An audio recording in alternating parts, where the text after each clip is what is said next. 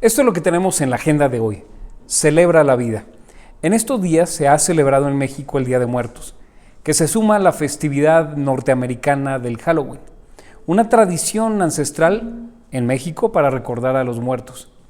El Día de Muertos es una tradición europea adoptada por la Nueva España, entre ellos México, celebrada el 1 y 2 de noviembre, en la que se honra a los muertos.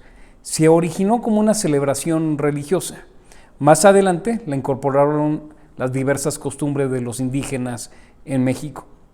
En el 2008, la UNESCO declaró la festividad como Patrimonio Cultural Inmaterial de la Humanidad de México.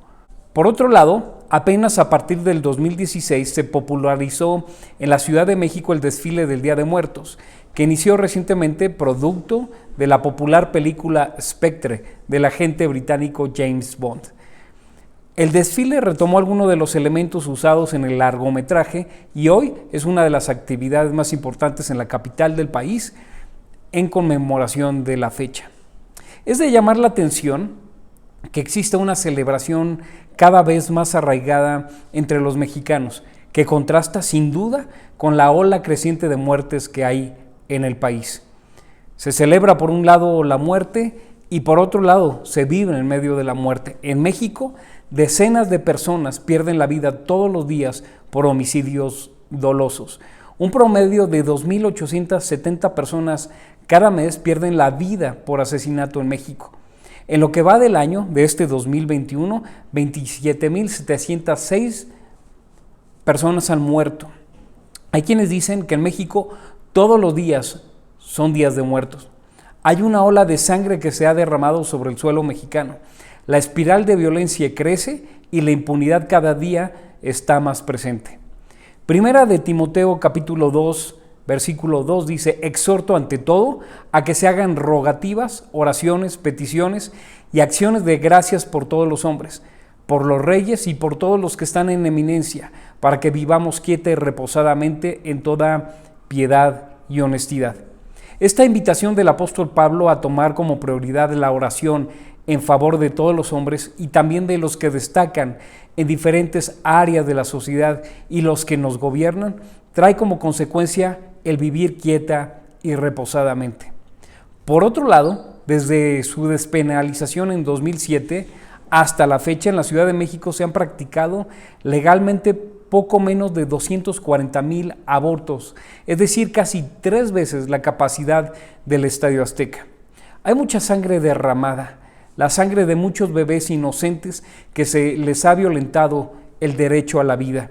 Y Proverbios 31, 8 al 10 dice lo siguiente: levanta la voz por los que no tienen voz, defiende los derechos de los desposeídos, levanta la voz y hazles justicia, defiende a los pobres y necesitados. Y hoy levantamos la voz por esos bebés que no tienen voz. La verdad es que hoy muchos viven como muertos en vida, con tristeza profunda, con depresión y con ansiedad. Muchos viven sin rumbo y sin sentido. Y el Salmo 118, 5 dice: perdida ya toda esperanza, llamé a mi Dios, y Él me respondió y me liberó de la angustia.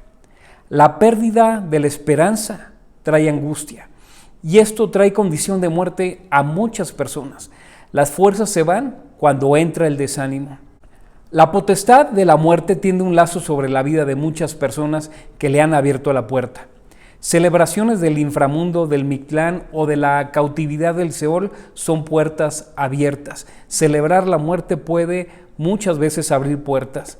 Lo malo de esta celebración no es recordar a las personas que ya no están entre nosotros, sino que se mezcla con una práctica de actividades espirituales que son abominación para Dios. Y así lo dice Deuteronomio 18:9. Cuando entres en la tierra que el Señor tu Dios te da, no aprenderás a hacer las cosas abominables de esas naciones. No se ha hallado en ti nadie que haga pasar a su hijo o a su hija por fuego, ni quien practique adivinación, ni hechicería, o sea, agorero o hechicero, o encantador, o medium, o espiritista, ni quien consulte a los muertos. Porque cualquiera que hace estas cosas es abominable al Señor, y por causa de estas abominaciones, el Señor tu Dios expulsará esas naciones de delante de ti. Como consecuencia de estas actividades, muchas personas padecen posesiones, padecen opresiones también.